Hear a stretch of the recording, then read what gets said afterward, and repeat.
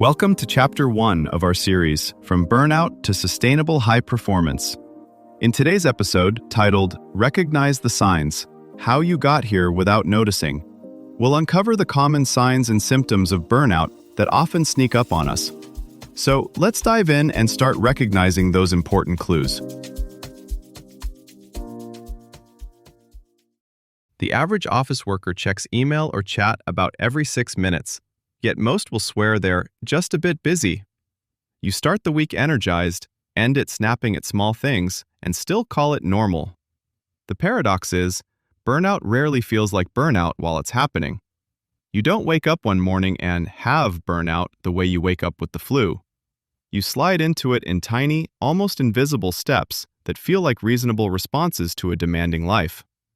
You start going to bed a bit later just to clear today's tasks, skipping one workout because this week is exceptional, working through lunch until things calm down. Weeks pass, but the exception quietly becomes the rule. Your nervous system keeps adapting, like turning up the volume on a podcast in a noisy cafe.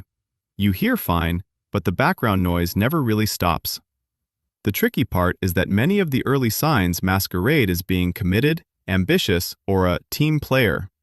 You tell yourself you're just in a push phase, just until that project ends, just until your manager hires help.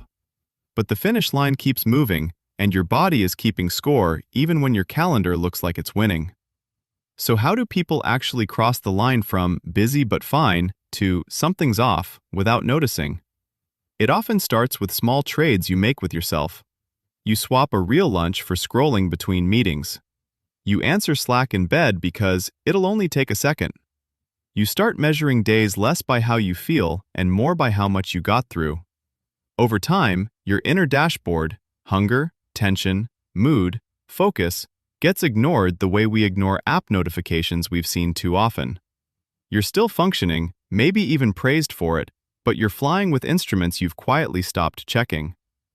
One of the most slippery parts of this slide is that the warning signs don't arrive labeled as warning signs. They usually show up wearing disguises that sound flattering or reasonable. Sleep is a good example. You might not say, "My rest is collapsing." You say, "I do my best thinking at night," while your bedtime drifts 15 to 30 minutes later each week.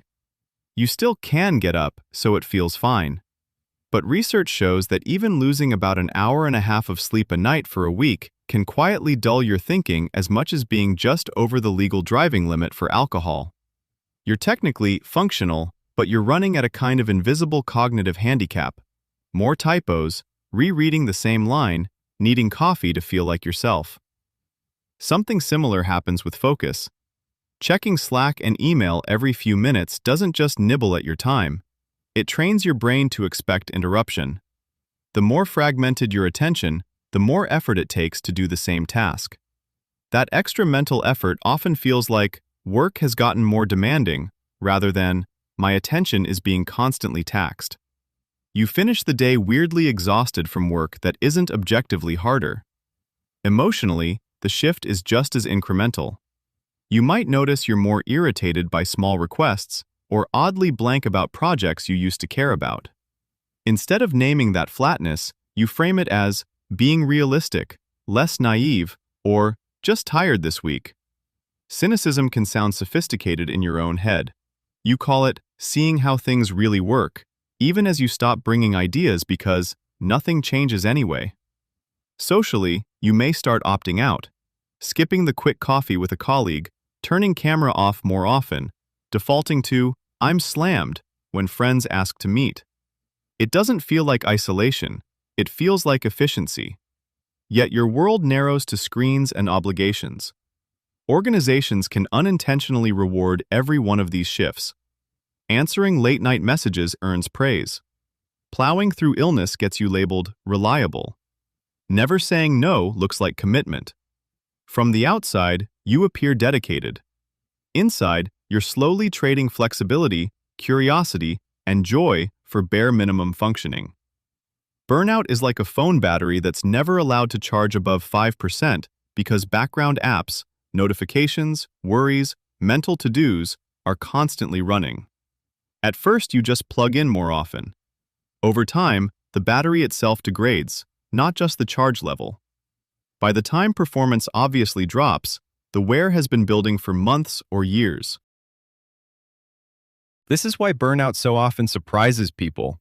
The patterns were there, but each micro step felt logical, temporary, and even admirable in the moment. You might notice this creep not in crises, but in tiny, ordinary moments. You reread the same email 3 times, not because it's complex, but because your mind keeps tabbing over to the next thing you should be doing. You tell yourself you'll step outside after this call, then another invite appears and the break quietly disappears. A week later, you can't quite say when you last saw daylight during work hours. Micro errors often show up first: replying in the wrong Slack thread, forgetting to attach the file, double booking a meeting. Each one feels like clumsiness, so you compensate by triple checking everything, adding more invisible workload to a day that already feels packed. Relationships shift too. You stop volunteering thoughts in meetings because it's easier if someone else decides. At home, simple questions, "What do you want for dinner?" start to feel oddly heavy. Decision fatigue blurs preference into, "I don't mind," even when you do.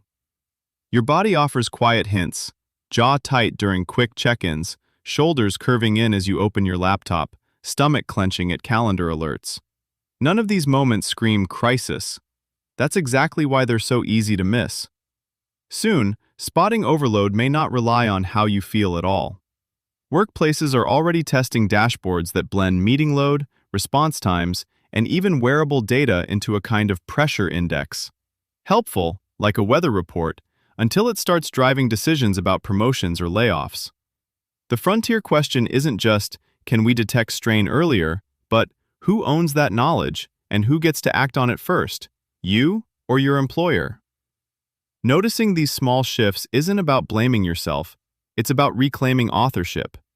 Instead of waiting for a dramatic crash, you can treat each subtle signal like a notification from an app you actually control. Update available. The experiment is to respond sooner, with tiny course corrections, before the system quietly rewrites your whole operating code. To go deeper, here are 3 next steps. 1. Re-listen to the section where they talk about micro-compromises, and then use the free values assessment from the VIA Institute on Character, viacharacter.org, to see exactly which values you've quietly sidelined over the past year. 2. Print the frog in boiling water metaphor checklist from the episode show notes, or, if they didn't provide one, grab the free Life Satisfaction Wheel from positivepsychology.com, and score your current job, relationships, health, and finances to spot where you've been slowly tolerating red flags. 3. Grab a copy of The Slight Edge by Jeff Olson or Atomic Habits by James Clear, and set a 7-day rule from the episode. Every night this week, use the habit tracker template from jamesclear.com to record one way you either honored or ignored a warning sign in your day. This was Owl Up, your daily step forward. To keep learning with structured courses and more insights, go to owlup.co. Until tomorrow.